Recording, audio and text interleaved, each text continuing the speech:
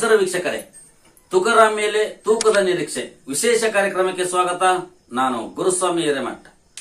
ವೀಕ್ಷಕರೇ, ಈ 2-3 ದಿನದಿಂದ ಅಷ್ಟೇ ಲೋಕಸಭಾ ಕ್ಷೇತ್ರಗಳ ಫಲಿತಾಂಶ ಹೊರಬಿದ್ದಿತ್ತು. ಅದರಲ್ಲಿ ವಿಶೇಷವಾಗಿ ಈ ನಿಮ್ಮ ಗಂಗೋತ್ರಿ ಟಿವಿಯಲ್ಲಿ ಬಳ್ಳಾರಿ ಲೋಕಸಭಾ ಕ್ಷೇತ್ರದಿಂದ ಸ್ಪರ್ಧಿಸಿ ಜಯಶೀಲರಾಗಿರುವಂತ ತುಕಾರಾಂ ಇವರ ಬಗ್ಗೆ ನಾನು ಒಂದು ವರದಿಯನ್ನ ವಿಶೇಷ ಕಾರ್ಯಕ್ರಮದ ಮುಖಾಂತರವಾಗಿ ಕೊಟ್ಟಿದ್ದೆ. ಅವರು ಜಯಶೀಲರಾಗಿದ್ದಾರೆ. ಅವರು 4 ಬಾರಿ ಶಾಸಕರಾಗಿ ಮತ್ತೆ ವೈದ್ಯಕೀಯ ಶಿಕ್ಷಣದ ಸಚಿವರಾಗಿ ಕೆಲಸ ಮಾಡಿದ್ರು ಅಂತ ನಾನು ಅವರ ಬಗ್ಗೆ ಸಂಕ್ಷಿಪ್ತವಾದಂತ ಪರಿಚಯವನ್ನ ಕೊಡುವಂತ ಪ್ರಾಮಾಣಿಕ ಪ್ರಯತ್ನವನ್ನ ನಿಮ್ಮ ಗಂಗೋತ್ರಿ ಟಿವಿ ಮಾಡಿತ್ತು. ಈ ನಮ್ಮ ಪ್ರಯತ್ನ ಇದೇ ರೀತಿಯಾಗಿ ಮುಂದುವರಿಯುತ್ತಾ ಇರುತ್ತೆ. ಕಾರ್ಯಕ್ರಮದಿಂದ ಕಾರ್ಯಕ್ರಮಕ್ಕೆ ವಿಶೇಷ ಮತ್ತು ವಿಶಿಷ್ಟವಾದಂತಹ ಕಾರ್ಯಕ್ರಮವನ್ನು ನಿಮ್ಮ ಗಂಗೋತ್ರಿ ಟಿವಿ ನಿಮ್ಮ ಮುಂದೆ ಇರುವಂತಹ ಪ್ರಾಮಾಣಿಕ ಪ್ರಯತ್ನವನ್ನ ಮಾಡ್ತಾ ಇದೆ. ಆದ್ರಿಂದ ತಾವಿನ್ನೂ ಗಂಗೋತ್ರಿ ಟಿವಿಗೆ ಸಬ್ಸ್ಕ್ರೈಬ್ ಮಾಡದೇ ಇದ್ರೆ ದಯವಿಟ್ಟು ಗಂಗೋತ್ರಿ ಟಿವಿಗೆ ಸಬ್ಸ್ಕ್ರೈಬ್ ಮಾಡಿ ಅಂತ ಹೇಳ್ತಾ ಈ ಒಂದು ಕಾರ್ಯಕ್ರಮವನ್ನ ನಾನು ಮುಂದುವರಿಸ್ತಾ ಇದ್ದೀನಿ. ವೀಕ್ಷಕರೇ, ನಾನು ಮೊನ್ನೆಯ ಕಾರ್ಯಕ್ರಮದ ಮುಖಾಂತರವಾಗಿ ಹೇಳಿದ್ದೆ, ಈ ಬಳ್ಳಾರಿ ಲೋಕಸಭಾ ಕ್ಷೇತ್ರ ಏನಿದೆ ಇದು ಪ್ರತಿ ಬಾರಿಯೂ ಒಂದಲ್ಲ ಒಂದು ರೀತಿಯಿಂದ ರಾಜ್ಯ ಮತ್ತು ರಾಷ್ಟ್ರದ ಗಮನವನ್ನ ಸೆಳೆಯುವಂತ ಕೆಲಸವನ್ನ ಬಳ್ಳಾರಿ ಲೋಕಸಭಾ ಕ್ಷೇತ್ರ ಮಾಡುತ್ತೆ. ಅದರಂತೆ ಈ ಬಾರಿಯೂ ಸಹ ಒಂದು ವಿಶೇಷವಾದಂತ ಒಂದು ಗಮನವನ್ನ ಸೆಳೆಯುವಂತ ಪ್ರಯತ್ನವನ್ನ ಮಾಡಿದೆ ಲೋಕಸಭಾ ಕ್ಷೇತ್ರ ಬಳ್ಳಾರಿ. ಅದೇನಪ್ಪ ಅಂದ್ರೆ, ಸರಿಸುಮಾರು 20 ವರ್ಷಗಳ ಕಾಲ ಏನು ಬಿಜೆಪಿಯ ತೆಕ್ಕೆಯಲ್ಲಿದ್ದಂತ ಬಳ್ಳಾರಿಯ ಲೋಕಸಭಾ ಕ್ಷೇತ್ರ ಅಂದ್ರೆ ಮಧ್ಯದಲ್ಲಿ ಬೈ ಎಲೆಕ್ಷನ್ ಆಗುತ್ತೆ. ಉಗ್ರಪ್ಪನವರು ಕಾಂಗ್ರೆಸ್ ಪಕ್ಷದಿಂದ ಒಂದು 6 ತಿಂಗಳು ಮಾತ್ರ ಸಂಸದರಾಗಿ ಆಯ್ಕೆ ಆಗ್ತಾರೆ. ಅದನ್ನು ಹೊರತುಪಡಿಸಿದ್ರೆ ಕರುಣಾಕರ ರೆಡ್ಡಿ, ಜಯಶಾಂತ, ಶ್ರೀರಾಮುಲು, ದೇವೇಂದ್ರಪ್ಪ ಅಂದ್ರೆ ಪ್ರತಿ ಬಾರಿಯೂ ಬೈ ಎಲೆಕ್ಷನ್ ಸೇರ್ಕೊಂಡು ಹೇಳೋದಾದ್ರೆ ಪ್ರತಿ ಬಾರಿಯೂ ಹೊಸ ಮುಖಗಳಿಗೆ ಮಣೆ ಹಾಕಿದಂತ ಕ್ಷೇತ್ರ, ಹೊಸ ಮುಖಗಳಿಗೆ ಅವಕಾಶವನ್ನ ಕೊಟ್ಟಂತ ಲೋಕಸಭಾ ಕ್ಷೇತ್ರ ಅದು ಯಾವುದಪ್ಪ ಅಂದ್ರೆ ಅದು ಬಳ್ಳಾರಿ ಲೋಕಸಭಾ ಕ್ಷೇತ್ರ ಅಂತ ಹೇಳ್ಬೋದು. ಅದರಂತೆ ಅಭೂತಪೂರ್ವವಾಗಿ ಮಾಜಿ ಸಚಿವ ಶ್ರೀರಾಮುಲು ಅವರ ವಿರುದ್ಧ ಜಯವನ್ನ ಸಾಧಿಸಿದಂತ ಸಂಡೂರಿನ ಹಾಲಿ ಶಾಸಕರು ಈ ತುಕಾರಾಂ ಈ ಬಳ್ಳಾರಿ ಲೋಕಸಭಾ ಚುನಾವಣೆಯಲ್ಲಿ ಅನಾಯಾಸವಾಗಿ ಶ್ರೀರಾಮುಲು ಅವರ ವಿರುದ್ಧ ಜಯ ಸಾಧಿಸಿ ಬಳ್ಳಾರಿಯ ಲೋಕಸಭಾ ಕ್ಷೇತ್ರಕ್ಕೆ ನೂತನ ಸಂಸದರಾಗಿ ಆಯ್ಕೆ ಆಗಿರುವಂತ ಈ ತುಕಾರಾಂ ರವರು ಯಾವ ರೀತಿ ಅಭಿವೃದ್ಧಿಯನ್ನ ಮಾಡಬಲ್ಲರು ಅನ್ನೋ ಒಂದು ಕುತೂಹಲ ಈ ಬಳ್ಳಾರಿ ಲೋಕಸಭಾ ಕ್ಷೇತ್ರದ ಪ್ರತಿಯೊಬ್ಬ ಮತದಾರನಿಗಿದೆ. ಯಾಕಂದ್ರೆ ಎನ್ಡಿಎ ಮೈತ್ರಿಕೂಟದ ಅಥವಾ ಬಿಜೆಪಿ ನೇತೃತ್ವದ ಎನ್ಡಿಎ ಸರ್ಕಾರ ಇನ್ನು ಕೆಲವೇ ದಿನಗಳಲ್ಲಿ ರಚನೆಯಾಗುತ್ತೆ. ಆದ್ರಿಂದ ಈ ಎನ್ಡಿಎ ಸರ್ಕಾರ ಈ ತುಕಾರಾಂ ರವರಿಗೆ ಯಾವ ರೀತಿಯ ಅನುದಾನವನ್ನ ಕೊಡಬಲ್ಲರು ಅಥವಾ ಬಳ್ಳಾರಿ ಲೋಕಸಭಾ ಕ್ಷೇತ್ರಕ್ಕೆ ಯಾವ ರೀತಿ ಅನುದಾನವನ್ನು ಕೊಡಬಲ್ಲರು ಅಂದ್ರೆ ಇವರು ಹೋರಾಟ ಮಾಡಿ ಅನುದಾನವನ್ನ ಬಳ್ಳಾರಿ ಲೋಕಸಭಾ ಕ್ಷೇತ್ರದ ವ್ಯಾಪ್ತಿಗೆ ತರುವಂತದ್ದು ಅಥವಾ ಆ ಒಂದು ಎನ್ಡಿಎ ಸರ್ಕಾರದ ಜೊತೆಗೆ ಮತ್ತೆ ಆ ಸಂಬಂಧಪಟ್ಟಂತ ಸಚಿವರ ಜೊತೆಗೆ ಸಮನ್ವಯ ಸಾಧಿಸಿ ಅವರೊಂದಿಗೆ ಉತ್ತಮವಾದಂತ ಬಾಂಧವ್ಯವನ್ನ ಇಟ್ಟುಕೊಂಡು ಈ ಬಳ್ಳಾರಿ ಲೋಕಸಭಾ ಕ್ಷೇತ್ರದ ವ್ಯಾಪ್ತಿಗೆ ಅಭಿವೃದ್ಧಿಯನ್ನ ತರಬಹುದಾ ಅಥವಾ ಅನುದಾನವನ್ನ ತರಬಹುದಾ, ಅಭಿವೃದ್ಧಿ ಯಾವ ರೀತಿಯಾಗಿ ಸ್ಪೀಡ್ ಆಗುತ್ತೆ ಅಥವಾ ವೇಗವನ್ನ ಪಡ್ಕೊಳ್ಳುತ್ತೆ ಅನ್ನೋದು ಈ ಬಳ್ಳಾರಿ ಲೋಕಸಭಾ ಕ್ಷೇತ್ರದ ಪ್ರತಿಯೊಬ್ಬ ಮತದಾರನಲ್ಲಿ ಇರುವಂತ ಒಂದು ಕುತೂಹಲ ಅಂದ್ರೆ ತಪ್ಪಾಗಲಾರದು. ಅಂದ್ರೆ ಕೆಲವರು ಹೇಳ್ತಾರೆ, ಇಲ್ಲ ಅಪೋಸಿಷನ್ ಪಾರ್ಟಿಯ MP ಆಗಿರೋದ್ರಿಂದ ತುಕಾರಾಂ ರವರು ಈ ಒಂದು ಅಂದ್ರೆ ಕ್ಷೇತ್ರಕ್ಕೆ ಬಳ್ಳಾರಿ ಲೋಕಸಭಾ ಕ್ಷೇತ್ರಕ್ಕೆ ಹೆಚ್ಚಿನ ಅನುದಾನವನ್ನ ಕೊಡಕ್ಕೆ ಸಾಧ್ಯ ಆಗೋದಿಲ್ಲ ಅಥವಾ ಉದ್ದೇಶಪೂರ್ವಕವಾಗಿ ಒಂದು ಎನ್ಡಿಎ ಸರ್ಕಾರ ಅಥವಾ ಬಿಜೆಪಿ ಪಕ್ಷ ಅನುದಾನವನ್ನ ಬಹಳ ಕಡಿಮೆಯಾಗಿ ಕೊಡುತ್ತೆ ಅನ್ನೋ ಒಂದು ಮಾತುಗಳು ಕೇಳಿ ಬರ್ತಾ ಇದೆ. ಒಂದು ವೇಳೆ ಹೆಚ್ಚಿನ ಅನುದಾನವನ್ನ ಕೊಟ್ರೆ ಎನ್ಡಿಎ ಸರ್ಕಾರ ಈ ಬಿಜೆಪಿ ಪಕ್ಷದ ಮೇಲೆ ಜನರಿಗೆ ಹೆಚ್ಚಿನ ಅಭಿಮಾನ ಬರುತ್ತೆ ಅನ್ನೋದು ಕೆಲವರ ಒಂದು ಅಭಿಪ್ರಾಯ. ಆದ್ರೆ ಇಲ್ಲ, ಯಾವುದೇ ಕಾರಣಕ್ಕೂ NDA ಸರ್ಕಾರ ಅಥವಾ ಬಿಜೆಪಿ ಗವರ್ನಮೆಂಟ್ ಈ ಕಾಂಗ್ರೆಸ್ ಪಕ್ಷದ ಒಂದು ಕ್ಷೇತ್ರಗಳು ಏನಿದೆ ಆ ಒಂದು ಕ್ಷೇತ್ರಗಳಿಗೆ ಹೆಚ್ಚಿನ ಅನುದಾನವನ್ನ ಕೊಡಕ್ಕೆ ಆಗಲ್ಲ. ಕನಿಷ್ಠ ಮಟ್ಟದ ಅನುದಾನವನ್ನ ಕೇಂದ್ರ ಸರ್ಕಾರ ಕೊಡುತ್ತೆ. ಆದ್ರಿಂದ ಈ ಒಂದು ಲೋಕಸಭಾ ಕ್ಷೇತ್ರಕ್ಕೂ ಸಹ ಹೆಚ್ಚಿನ ಅನುದಾನ ಬರಲ್ಲ, ಅಭಿವೃದ್ಧಿ ಆಗಲ್ಲ ಅನ್ನೋ ಮಾತುಗಳು ಹೆಚ್ಚಾಗಿ ಕೇಳಿ ಬರ್ತಾ ಇದೆ.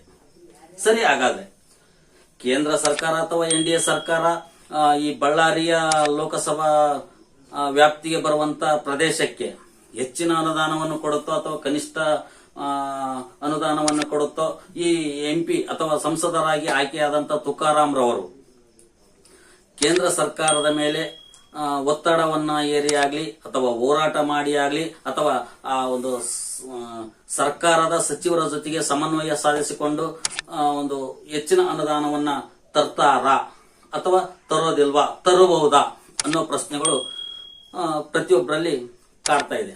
ಸರಿಯಾಗಾದ್ರೆ ಅನುದಾನ ಕೊಡುತ್ತೋ ಬಿಡುತ್ತೋ, ನಂತರ ಅಭಿವೃದ್ಧಿ ಇಲ್ಲಿ ಆಗುತ್ತೋ ಬಿಡುತ್ತೋ ಅದು ಎರಡನೇ ಮಾತು. ಆಗಬೇಕು, ಅಭಿವೃದ್ಧಿ ಆಗಬೇಕು. ಯಾಕಂದ್ರೆ ಕಲ್ಯಾಣ ಕರ್ನಾಟಕ ಭಾಗದಲ್ಲಿ ಅನೇಕ ರೀತಿಯ ಸಮಸ್ಯೆಗಳು ಇದೆ. ಅದು ಕೇಂದ್ರ ಸರ್ಕಾರಕ್ಕೂ ಗೊತ್ತು, ರಾಜ್ಯ ಸರ್ಕಾರಕ್ಕೂ ಗೊತ್ತು. ಆದ್ರಿಂದ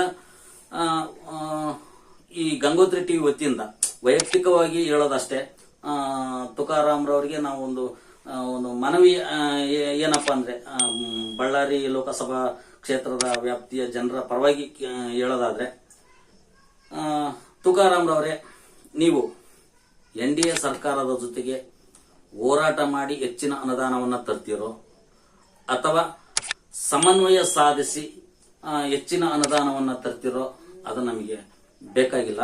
ಆದ್ರೆ ಈ ಬಳ್ಳಾರಿ ಲೋಕಸಭಕ್ಕೆ ಹೆಚ್ಚಿನ ಅನುದಾನವನ್ನ ತರುವಂತ ಕೆಲಸದ ಕಡೆಗೆ ನಿಮ್ಮ ಗಮನ ಇರಲಿ. ಯಾಕಂದ್ರೆ 20 ವರ್ಷಗಳ ನಂತರ ನೀವು ಕಾಂಗ್ರೆಸ್ ಪಕ್ಷದ ಸಂಸದನಾಗಿ ಹೋಗ್ತಾ ಇದ್ದೀರಿ ಅನ್ನೋದೊಂದೇ ನಮ್ಮ ಒಂದು ಆಶಯ. ಅದಿರಲಿ. ಈಗ ಈ ತುಕಾರಾಂ ರವರು ಸಂಸದರಾಗಿ ಆಯ್ಕೆಯಾದ ನಂತರ ಯಾವ್ಯಾವ ಕೆಲಸಗಳನ್ನ ಮಾಡಬಹುದು ಅಥವಾ ಮಾಡಬೇಕು ಅಥವಾ ಬೇಡಿಕೆ ಏನೇನಿದೆ ಅಂತ ನೋಡೋದಾದ್ರೆ, 1999ರ ಲೋಕಸಭಾ ಚುನಾವಣೆ ಸಂದರ್ಭದಲ್ಲಿ ಆಗ ಇಡೀ ಭಾರತದ ಗಮನವನ್ನ ಸೆಳೆದಂತ ಕಾಲ ಅದು 1999. ಯಾಕಂದ್ರೆ ಕಾಂಗ್ರೆಸ್ ಅಂದ್ರೆ AICC ಅಧ್ಯಕ್ಷೆ ಶ್ರೀಮತಿ ಸೋನಿಯಾ ಗಾಂಧಿ ಅವರು ಈ ಒಂದು ಬಳ್ಳಾರಿಯ ಲೋಕಸಭಾ ಕ್ಷೇತ್ರಕ್ಕೆ ಸ್ಪರ್ಧೆ ಮಾಡಿದ್ರು. ಅದೇ ರೀತಿಯಾಗಿ ಅವರ ಎದುರಾಳಿಯಾಗಿ ಶ್ರೀಮತಿ ಸುಷ್ಮಾ ಸ್ವರಾಜ್ ಬಿಜೆಪಿ ಪಕ್ಷದಿಂದ ಸ್ಪರ್ಧೆ ಮಾಡಿದ್ರು. ಅದರಲ್ಲಿ ಶ್ರೀಮತಿ ಸೋನಿಯಾ ಗಾಂಧಿ ಅವರು ಜಯವನ್ನ ಸಾಧಿಸ್ತಾರೆ. ಅದೇ ಸಂದರ್ಭದಲ್ಲಿ ಅಮೇಥಿ ಆ ಒಂದು ಕ್ಷೇತ್ರದಲ್ಲಿಯೂ ಸಹ ಶ್ರೀಮತಿ ಸೋನಿಯಾ ಗಾಂಧಿ ಅವರು ಜಯವನ್ನ ಸಾಧಿಸಿರ್ತಾರೆ. ಆದ್ರಿಂದ ಈ ಒಂದು ಬಳ್ಳಾರಿಯ ಲೋಕಸಭಾ ಕ್ಷೇತ್ರಕ್ಕೆ 3,300 ಕೋಟಿ ರೂಪಾಯಿಗಳಷ್ಟು ಅನುದಾನವನ್ನ ಬಿಡುಗಡೆ ಮಾಡ್ತಾರೆ. ಅದನ್ನ ಸೋನಿಯಾ ಪ್ಯಾಕೇಜ್ ಅಂತ ಕರೀತಾರೆ. ಅದೇ ರೀತಿಯಾಗಿ ಈ ತುಕಾರಾಂ ರವರು ಬಹಳಷ್ಟು ಸಂದರ್ಭದಲ್ಲಿ ಹೇಳಿದ್ರು, ಸೋನಿಯಾ ಪ್ಯಾಕೇಜ್ ನ ಬಳ್ಳಾರಿಗೆ ತರಬೇಕು, ಸೋನಿಯಾ ಪ್ಯಾಕೇಜ್ ನ ಬಳ್ಳಾರಿಗೆ ತರಬೇಕು ಅಂತ. ಈ ಸೋನಿಯಾ ಪ್ಯಾಕೇಜ್ ಅಂದ್ರೆ ಅದನ್ನೊಂದು ಸಣ್ಣದಾಗಿ ಹೇಳ್ಬಿಡ್ತೀನಿ, ಒಂದ್ 2-3 ಲೈನ್ ಅಲ್ಲಿ. ಸೋನಿಯಾ ಪ್ಯಾಕೇಜ್ ಅಂದ್ರೆ, ಈ ಸೋನಿಯಾ ಪ್ಯಾಕೇಜ್ ನಲ್ಲಿ 3,300 ಕೋಟಿಯನ್ನ ತರಲಾಗಿತ್ತು. ಆ ಒಂದು 3,300 ಕೋಟಿ ರೂಪಾಯಿಗಳಲ್ಲಿ 2,500 ಕೋಟಿಗಳನ್ನ ಬಳ್ಳಾರಿಯ ಶಾಖೋತ್ಪನ್ನ ಕೇಂದ್ರವನ್ನಾಗಿ ಸ್ಥಾಪನೆ ಮಾಡಲಾಗುತ್ತೆ, ಅಂದ್ರೆ ಅದಕ್ಕೆ ಬಳಸಿಕೊಳ್ಳಲಾಗುತ್ತೆ. ಅದೇ ರೀತಿಯಾಗಿ ಉಳಿದಂತ 800 ಕೋಟಿ ರೂಪಾಯಿಗಳನ್ನ ಆರೋಗ್ಯ ಶಿಕ್ಷಣ ಉದ್ದೇಶಕ್ಕಾಗಿ ಬಳಸಲಾಗುತ್ತೆ. ಅದೇ ರೀತಿಯಲ್ಲಿ ಸೋನಿಯಾ ಪ್ಯಾಕೇಜ್ ನ ರೀತಿಯಲ್ಲಿ ಬಳ್ಳಾರಿಗೆ ನಾವು ಪ್ಯಾಕೇಜ್ನ ತರಬೇಕು ಅನ್ನೋ ಒಂದು ಉದ್ದೇಶವನ್ನ ಇಟ್ಕೊಂಡಿದ್ದಾರೆ ತುಕಾರಾಮ್ರವರು. ಈಗ ಈ ಬಳ್ಳಾರಿ ಲೋಕಸಭಾ ಕ್ಷೇತ್ರ ಅಂದ ತಕ್ಷಣ ಕೇವಲ ಬಳ್ಳಾರಿ ಜಿಲ್ಲೆ ಒಂದೇ ಇಲ್ಲ, ಇದನ್ನ ಅವಳಿ ಜಿಲ್ಲೆಗಳ ಲೋಕಸಭಾ ಕ್ಷೇತ್ರ ಅಂತ ಕರೀತಾರೆ. ಅಂದ್ರೆ ಮೊದಲೆಲ್ಲ ಇರಲಿಲ್ಲ, ಇತ್ತೀಚಿನ ದಿನಗಳ ಹಿಂದಷ್ಟೇ ವಿಜಯನಗರ ಜಿಲ್ಲೆ ಹೊಸದಾಗಿ ಸೇರಿದ್ರಿಂದ ಇದು ಅವಳಿ ಜಿಲ್ಲೆಯ ಲೋಕಸಭಾ ಕ್ಷೇತ್ರ ಅಂತ ಕರಿತೀವಿ.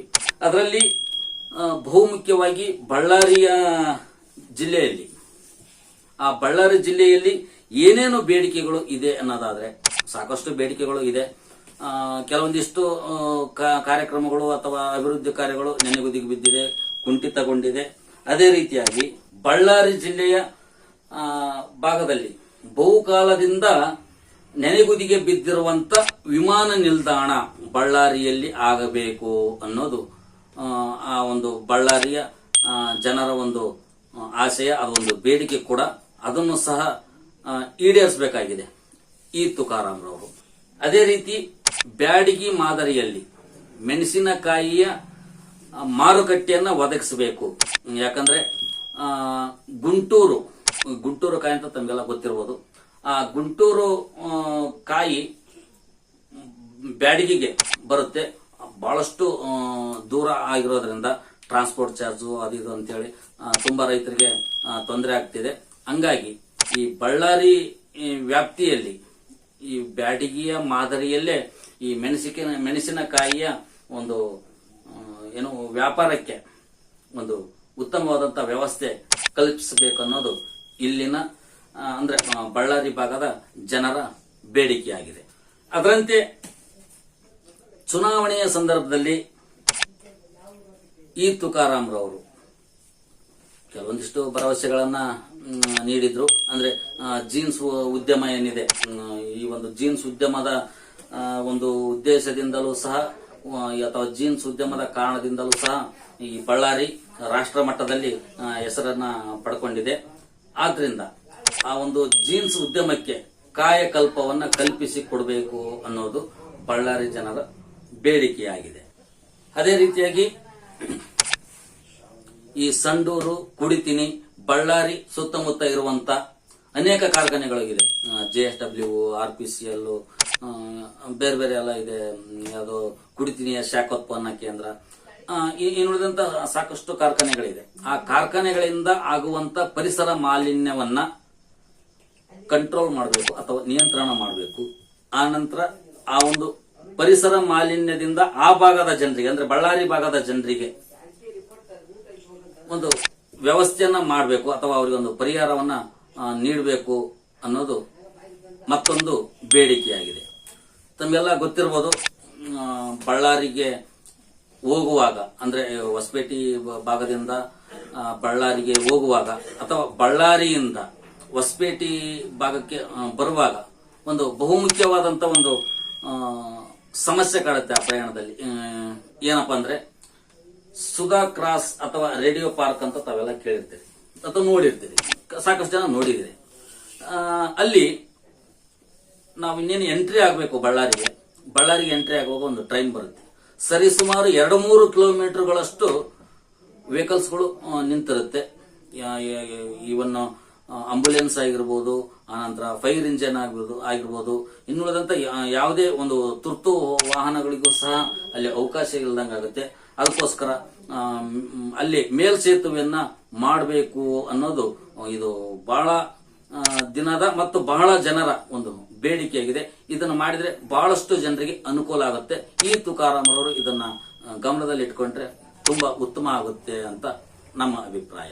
ಆನಂತರ ಬಳ್ಳಾರಿ ನಗರ ಮತ್ತು ಬಳ್ಳಾರಿ ಗ್ರಾಮಾಂತರ ಪ್ರದೇಶದಲ್ಲಿ ಇವತ್ತಿಗೂ ಸಹ ಒಂದು ಬೇಸಿಗೆ ಸಂದರ್ಭದಲ್ಲಿ ಅಥವಾ ಮುಂಗಾರು ಮಳೆಯ ಸಂದರ್ಭದಲ್ಲಿಯೂ ಸಹ ಕೆಲವೊಂದು ಸ್ಥಳ ಕುಡಿಯುವ ನೀರಿಗೆ ಬಹಳ ಸಮಸ್ಯೆ ಆಗ್ತಾ ಇದೆ. ನೋಡ್ರಿ, ಪಕ್ಕದ ಹೊಸಪೇಟೆಯ ಬಳಿ ತುಂಗಭದ್ರಾ ಡ್ಯಾಮ್, ಬೃಹತ್ತಾಕಾರದಂತ ತುಂಗಭದ್ರಾ ಡ್ಯಾಮ್ ಇದ್ರೂ ಸಹ ಅದರ ಕೆಳಗಡೆ ಇರುವಂತ ಬಳ್ಳಾರಿ ಭಾಗದ ಜನರಿಗೆ ಕುಡಿಯೋ ನೀರಿನ ಸಮಸ್ಯೆ ಕಾಡ್ತಾ ಇದೆ ಅಂದ್ರೆ ಕೆಲವೊಂದಿಷ್ಟು ಜನ ಅದನ್ನ ನಂಬಲಿಕ್ಕಿಲ್ಲ. ಬಟ್ ಅದನ್ನ ನಾವು ಆ ಸ್ಥಳಗಳಿಗೆ ಹೋಗಿ ನಾವು ನೋಡಿದಾಗ ಅದು ಸತ್ಯನೇ ಅನಿಸುತ್ತೆ. ಆದ್ರಿಂದ ಕುಡಿಯುವ ನೀರಿನ ವ್ಯವಸ್ಥೆಯನ್ನ ಪ್ರತಿ ಅಥವಾ 12 ತಿಂಗಳಲ್ಲಿಯೂ ಸಹ ಕುಡಿಯುವ ನೀರಿನ ವ್ಯವಸ್ಥೆಯನ್ನ ಮಾಡಿಕೊಳ್ಬೇಕು ಅನ್ನೋದು ಬಳ್ಳಾರಿ ನಗರ ಮತ್ತು ಬಳ್ಳಾರಿ ಗ್ರಾಮಾಂತರ ಭಾಗದ ಜನರ ಒತ್ತಾಯ ಅಥವಾ ಬೇಡಿಕೆಯಾಗಿದೆ. ಇದು ಈ ತುಕಾರಾಮ್ ಅವರಿಗೆ. ಆನಂತರ ಬಳ್ಳಾರಿ ನಗರಕ್ಕೆ ಸಂಪರ್ಕ ಕೊಡುವಂತ ಬೈಪಾಸ್ ರಸ್ತೆಗಳನ್ನ ನಿರ್ಮಾಣ ಮಾಡಬೇಕು ಅನ್ನೋದು ಇಲ್ಲಿನ ಅಂದ್ರೆ ಬಳ್ಳಾರಿ ಭಾಗದ ಜನರ ಬೇಡಿಕೆ ಆಗಿದೆ. ಇದನ್ನು ಮಾಡಿದ್ರೆ ಬಹಳಷ್ಟು ಜನರಿಗೆ ಅನುಕೂಲ ಆಗುತ್ತೆ, ವಾಹನ ದಟ್ಟಣೆ ಕಡಿಮೆ ಆಗುತ್ತೆ. ಆನಂತರ ಅಪಘಾತಗಳು ಸಹ ಸಂಭವಿಸೋದು ಸಾಕಷ್ಟು ಕಡಿಮೆ ಆಗುತ್ತೆ. ಅದೇ ರೀತಿಯಾಗಿ ಬಳ್ಳಾರಿಗೆ ಈಗ ಆಲ್ರೆಡಿ ರೈಲುಗಳು ಸಂಚಾರ ಮಾಡ್ತಾ ಇದೆ. ಅದೇ ರೀತಿಯಾಗಿ ಇನ್ನು ಹೆಚ್ಚಿನ ಸಂಖ್ಯೆಯಲ್ಲಿ ಬಳ್ಳಾರಿಗೆ ರೈಲು ಬರಬೇಕು. ಅದರ ಜೊತೆಗೆ ಒಂದೇ ಮಾತರಂ ರೈಲು ಸಹ ಬಳ್ಳಾರಿಗೆ ಬರುವಂತೆ ಆಗಬೇಕು ಅನ್ನೋದು ಈ ಬಳ್ಳಾರಿ ಲೋಕಸಭಾ ಕ್ಷೇತ್ರ ವ್ಯಾಪ್ತಿಯ ಪ್ರತಿಯೊಬ್ಬ ಪ್ರಯಾಣಿಕರಿಗೆ ಇದು ಅನುಕೂಲ ಆಗುತ್ತೆ. ಔಟ್ ಆಫ್ ಏನು ಸ್ಟೇಟ್ಗೆ ಹೋಗ್ತಾರೆ, ಔಟ್ ಆಫ್ ಡಿಸ್ಟಿಕ್ಗೆ ಹೋಗ್ತಾರೆ, ಬೆಂಗಳೂರು, ಮಂಗಳೂರು. ಆನಂತರ ಇತ್ತೀಚಿನ ದಿನಗಳಲ್ಲಿ ಅಯೋಧ್ಯೆ ರಾಮ ಮಂದಿರ ದರ್ಶನ, ತಾಜ್ ಮಹಲ್ ಈ ರೀತಿ ಎಲ್ಲ ಒಂದು ಪ್ರೇಕ್ಷಣೀಯ ಸ್ಥಳಗಳಿಗೆ ಹೋಗುವಂತ ಜನರಿಗೆ ಅನುಕೂಲ ಆಗುತ್ತೆ ಅನ್ನೋ ಉದ್ದೇಶದಿಂದ ಈ ರೀತಿಯ ರೈಲಿನ ಒಂದು ಬೇಡಿಕೆ ಇದೆ. ಹೆಚ್ಚಿನ ರೈಲುಗಳನ್ನ ಬಿಡಬೇಕು ಅಥವಾ ಸಂಚಾರ ಆಗಬೇಕು ಅನ್ನೋದು ಈ ಬಳ್ಳಾರಿ ಜಿಲ್ಲೆಯ ಅಥವಾ ಈ ಬಳ್ಳಾರಿ ಲೋಕಸಭಾ ಕ್ಷೇತ್ರದ ವ್ಯಾಪ್ತಿಯ ಪ್ರತಿಯೊಬ್ಬ ಜನರ ಒಂದು ಬೇಡಿಕೆಯಾಗಿದೆ. ಬಳ್ಳಾರಿ ಹೊಸಪೇಟೆ ರಾಷ್ಟ್ರೀಯ ಹೆದ್ದಾರಿಯನ್ನ ಆದಷ್ಟು ಬೇಗನೆ ಅತಿ ತ್ವರಿತವಾಗಿ ಇದನ್ನ ಲೋಕಾರ್ಪಣೆ ಮಾಡಬೇಕು. ಯಾಕಂದ್ರೆ ಈಗಿರುವಂತ ರಸ್ತೆಗಳು ಕೆಲವೊಂದಿಷ್ಟು ಸಮಸ್ಯೆಗಳನ್ನ ತಂದೊಡ್ಡುತ್ತೆ. ಅಂದ್ರೆ ಅಪಘಾತಗಳ ಸಂಖ್ಯೆ ಆಗಿಂದಾಗೆ ಏರುಪೇರು ಆಗ್ತಾ ಇದೆ. ಈ ಒಂದು NH ಅಥವಾ ರಾಷ್ಟ್ರೀಯ ಹೆದ್ದಾರಿಯನ್ನ ಲೋಕಾರ್ಪಣೆ ಗೊಳಿಸಿಬಿಟ್ರೆ ಏನು ಅಪಘಾತಗಳ ಸಂಖ್ಯೆ ಬಹಳಷ್ಟು ಕಡಿಮೆ ಆಗುತ್ತೆ. ಆದ್ರಿಂದ ಆದಷ್ಟು ತ್ವರಿತವಾಗಿ ಈ ಒಂದು ಬಳ್ಳಾರಿ ಹೊಸಪೇಟೆ ರಾಷ್ಟ್ರೀಯ ಹೆದ್ದಾರಿ ಏನಿದೆ ಆದಷ್ಟು ಅದನ್ನ ಅಭಿವೃದ್ಧಿ ಕಾರ್ಯವನ್ನ ವೇಗಗೊಳಿಸಬೇಕು ಅನ್ನೋದು ವಿಜಯನಗರ ಜಿಲ್ಲೆಯ ಬೇಡಿಕೆಯಾಗಿದೆ. ಅದೇ ರೀತಿಯಾಗಿ ಹೊಸಪೇಟೆಯಿಂದ ಮರೆಮೆನ್ನಹಳ್ಳಿ, ಹಗರಿಬೊಮ್ಮನಹಳ್ಳಿ, ಹರಪನಹಳ್ಳಿ ಮತ್ತು ಹರಿಹರ ಭಾಗದಲ್ಲಿರುವಂತ ಅಂದ್ರೆ ಆ ರಸ್ತೆಗೆ ಅಟ್ಯಾಚ್ಮೆಂಟ್ ಕೊಡುವಂತ NH ಅನ್ನ ಅಥವಾ ರಾಷ್ಟ್ರೀಯ ಹೆದ್ದಾರಿಯನ್ನ ಇನ್ನಷ್ಟು ಮೇಲ್ದರ್ಜೆಗೆ ಏರಿಸಬೇಕು ಅನ್ನೋದು ಮತ್ತೊಂದು ಬೇಡಿಕೆಯಾಗಿದೆ. ಇನ್ನು ಬಹುಮುಖ್ಯವಾಗಿ ಬಹಳಷ್ಟು ದಿನ ಅದು ಕೆಲಸವನ್ನು ನಿರ್ವಹಿಸಿತ್ತು. ಬಹಳಷ್ಟು ರೈತರಿಗೆ ಅನುಕೂಲನಾಗಿತ್ತು. ಅದೇನಪ್ಪ ಅಂದ್ರೆ ಸಕ್ಕರೆ ಕಾರ್ಖಾನೆ ಅಥವಾ ಶುಗರ್ ಫ್ಯಾಕ್ಟರಿ. ಈ ಹೊಸಪೇಟೆ ಭಾಗದಲ್ಲಿ ಮತ್ತೊಂದು ಬಾರಿ ಈ ಒಂದು ಶುಗರ್ ಫ್ಯಾಕ್ಟರಿ ಅಥವಾ ಸಕ್ಕರೆ ಕಾರ್ಖಾನೆಯನ್ನ ಸ್ಥಾಪನೆ ಮಾಡಿದ್ರೆ ಸಾಕಷ್ಟು ಜನರಿಗೆ ಉದ್ಯೋಗ ಸಿಗುತ್ತೆ. ಆನಂತರ ಸ್ಥಳೀಯ ಒಂದು ರೈತರಿಗೆ ಅನುಕೂಲ ಆಗುತ್ತೆ. ಆದಷ್ಟು ಸಾಧ್ಯವಾದಷ್ಟು ಬೇಗನೆ ಈ ಸಕ್ಕರೆ ಕಾರ್ಖಾನೆ ಅಥವಾ ಶುಗರ್ ಫ್ಯಾಕ್ಟರಿಯನ್ನ ಹೊಸಪೇಟೆ ಭಾಗದಲ್ಲಿ ಸ್ಥಾಪನೆ ಮಾಡಬೇಕು ಅನ್ನೋದು ಈ ವಿಜಯನಗರ ಜಿಲ್ಲೆಯ ಬೇಡಿಕೆಯಾಗಿದೆ. ತಮಗೆಲ್ಲ ಗೊತ್ತಿರಬಹುದು, ಈ ಹೊಸಪೇಟೆ ಅಂದ ತಕ್ಷಣ ನಮಗೆ ಪ್ರಪ್ರಥಮವಾಗಿ ನೆನಪಾಗದೆ ತುಂಗಭದ್ರಾ ಜಲಾಶಯ. ಈ ತುಂಗಭದ್ರಾ ಜಲಾಶಯ ಇತ್ತೀಚಿನ ದಿನಗಳಲ್ಲಿ ಸಾಕಷ್ಟು ಹೂಳನ್ನ ತುಂಬಿಕೊಂಡಿದೆ. ಅದರ ಒಂದು ಸಮಸ್ಯೆಯನ್ನ ಪರಿಹಾರ ಮಾಡಲಿಕ್ಕೆ ಸಮತೋಲನವಾದಂತ ಅಣೆಕಟ್ಟನ್ನ ನಿರ್ಮಾಣ ಮಾಡಬೇಕು ಅನ್ನೋದು ಬಹುದಿನದ ಬೇಡಿಕೆಯಾಗಿದೆ. ಅದು ಆತಂದ್ರೆ ಕೇವಲ ಈ ಬಳ್ಳಾರಿ ಅಥವಾ ವಿಜಯನಗರ ಜಿಲ್ಲೆಗಳಿಗೆ ಅಷ್ಟೇ ಅನುಕೂಲ ಆಗೋದಲ್ಲ, ಮುಂದೆ ಅರಿಯುವಂತ ತೆಲಂಗಾಣ, ರಾಯಚೂರು ಅಥವಾ ಆಂಧ್ರ ಪ್ರದೇಶದ ರೈತರಿಗೂ ಸಹ ಅನುಕೂಲ ಆಗುತ್ತೆ ಅನ್ನೋದು ಇದು ಮತ್ತೊಂದು ಬೇಡಿಕೆ.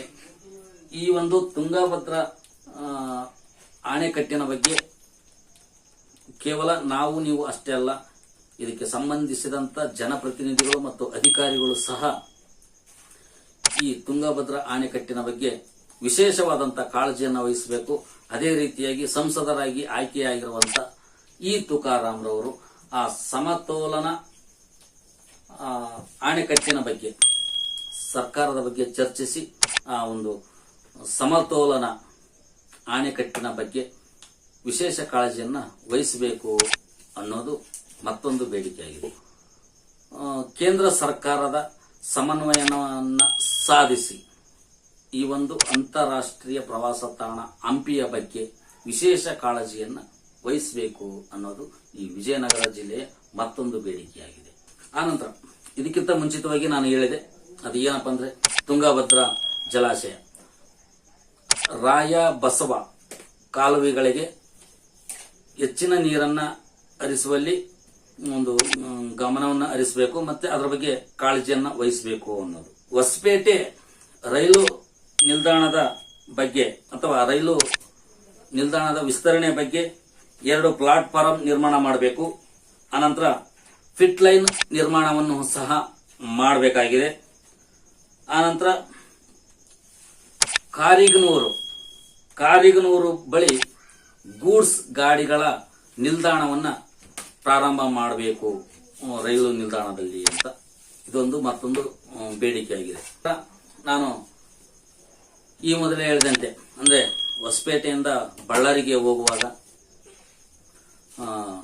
ಸುಧಾ ಕ್ರಾಸ್ ಅಥವಾ ರೇಡಿಯೋ ಪಾರ್ಕ್ ಬಳಿ ರೈಲು ಅಡ್ಡ ಬರುತ್ತೆ. 3 ಅಥವಾ 4 ಕಿಲೋಮೀಟರ್ ಗಟ್ಟಲೆ ವಾಹನಗಳ ನಿಂತ್ಕೊಂಡಿರುತ್ತೆ, ಸಾಕಷ್ಟು ಸಮಸ್ಯೆ ಆಗುತ್ತೆ ಅಂತ.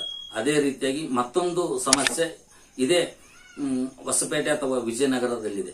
ಏನಪ್ಪ ಅಂದ್ರೆ ನಾವು ಕಂಪ್ಲಿ ಭಾಗಕ್ಕೆ ಅಥವಾ ಕಮಲಾಪುರ ಭಾಗಕ್ಕೆ ನಾವು ಹೋಗ್ಬೇಕಪ್ಪ ಅಂದಾಗ ಅಲ್ಲಿ ಸಹ ರೈಲು ಅಡ್ಡಲಾಗಿ ಬಂದಾಗ ಅನಂತ ಶಯನ ಗುಡಿ ಅಂತ ಕರೀತಾರೆ ಅಥವಾ ಕೆಲವರು ಅಂಚಿನ ಗುಡಿ ಅಂತ ಕರೀತಾರೆ. ಆ ಅಂಚಿನ ಗುಡಿ ಪಕ್ಕದಲ್ಲಿ ಸಾಕಷ್ಟು ವಾಹನಗಳು ನಿಂತ್ಕೊಳ್ಳುತ್ತೆ.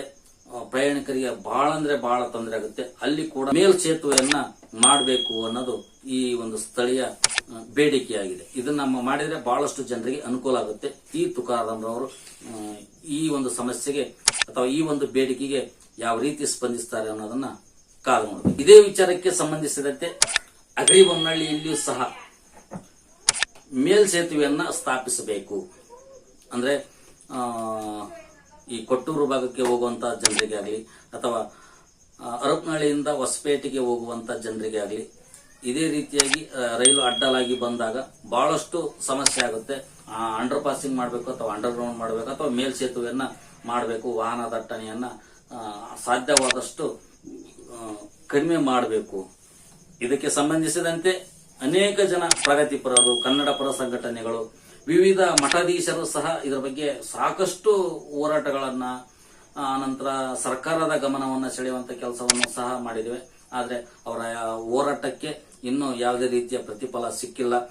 ಇನ್ನು ಮುಂದಾದರೂ ಸಿಗುತ್ತಾ ಈ ತುಕಾರಾಮ್ರವರಿಂದ ಅಂತ ಕಾದು ನೋಡಬೇಕಿದೆ. ಹರಪನಹಳ್ಳಿ, ಗದಗ, ಮುಂಡ್ರಿಗಿ ನಗರಗಳಿಗೆ ರೈಲು ಮಾರ್ಗವನ್ನ ಸ್ಥಾಪಿಸಬೇಕು ಅನ್ನೋದು ಮತ್ತೊಂದು ಬೇಡಿಕೆಯಾಗಿದೆ ವಿಜಯನಗರ ಜಿಲ್ಲೆಯಿಂದ. ಇದನ್ನ ಮಾಡಿದ್ರೆ ಬಹಳಷ್ಟು ಜನರಿಗೆ ಅನುಕೂಲ ಆಗುತ್ತೆ. ಆದ್ರೆ ಇದು ಒಂದೇ ದಿನ 2 ದಿನಕ್ಕೆ ಮುಗಿಯುವಂತ ಪ್ರೋಗ್ರಾಮ್ ಅಲ್ಲ ಅಥವಾ ಈ ಒಂದು ಅಭಿವೃದ್ಧಿ ಕಾರ್ಯ ಅಲ್ಲ. ಇದಕ್ಕೆ ಸರಿಸುಮಾರು 20 ವರ್ಷಗಳ ಸಮಯ ಬೇಕಾಗಬಹುದೇನೋ. ಬಟ್ ಮಾಡಿದ್ರೆ ಬಹಳ ಅನುಕೂಲ. ಇನ್ನು ಕೊಟ್ಟೂರು ಭಾಗಕ್ಕೆ ಹೋಗಿ ಹೇಳೋದಾದ್ರೆ ಗೂಡ್ಸ್ ರೈಲ್ವೆಯ ರೇಕ್ ಪ್ರಾರಂಭ ಮಾಡಬೇಕು ಅನ್ನೋದು ಕೊಟ್ಟೂರು ಭಾಗದ ಜನರ ಒತ್ತಾಯ. ವಿಜಯನಗರ ಜಿಲ್ಲೆಯಲ್ಲಿ ಅಖಿಲ ಭಾರತ ವೈದ್ಯಕೀಯ ವಿಜ್ಞಾನ ಸಂಸ್ಥೆಯನ್ನ ಸ್ಥಾಪನೆ ಮಾಡಬೇಕು ಅನ್ನೋದು ಇಲ್ಲಿನ ಸಾಮಾನ್ಯ ಜನರ ಒಂದು ಬೇಡಿಕೆಯಾಗಿದೆ. ಇದಿಷ್ಟು ನೂತನವಾಗಿ ಬಳ್ಳಾರಿ ಲೋಕಸಭಾ ಕ್ಷೇತ್ರಕ್ಕೆ ಆಯ್ಕೆಯಾಗಿರುವಂತ ನೂತನ ಸಂಸದ ಈ ತುಕಾರಾಮ್ರವರ ಮೇಲೆ ಇರುವಂತ ನಿರೀಕ್ಷೆಗಳು. ಈ ಒಂದು ನಿರೀಕ್ಷೆ ಯಾವ ರೀತಿ ಫಲವನ್ನ ಕೊಡುತ್ತೆ, ಕೇಂದ್ರ ಸರ್ಕಾರ ಈ ತುಕಾರಾಮ್ರವರಿಗೆ ಯಾವ ರೀತಿಯ ಸ್ಪಂದನೆಯನ್ನ ಕೊಡುತ್ತೆ, ಏನು ಸೋನಿಯಾ ಪ್ಯಾಕೇಜ್ ಆಗುತ್ತೋ, ಮೋದಿ ಪ್ಯಾಕೇಜ್ ಆಗುತ್ತೋ, ಏನು ತುಕಾರಾಮ್ ಪ್ಯಾಕೇಜ್ ಆಗುತ್ತೋ ಗೊತ್ತಿಲ್ಲ. ಬಟ್ ಈ ಒಂದು ಕಲ್ಯಾಣ ಕರ್ನಾಟಕ ಭಾಗದಲ್ಲಿ ಹಿಂದುಳಿದಂತ ಜಿಲ್ಲೆ ಅಂದ್ರೆ ಅಥವಾ ಲೋಕಸಭಾ ಕ್ಷೇತ್ರ ಅಂದ್ರೆ ಅದು ಬಳ್ಳಾರಿ ಲೋಕಸಭಾ ಕ್ಷೇತ್ರ.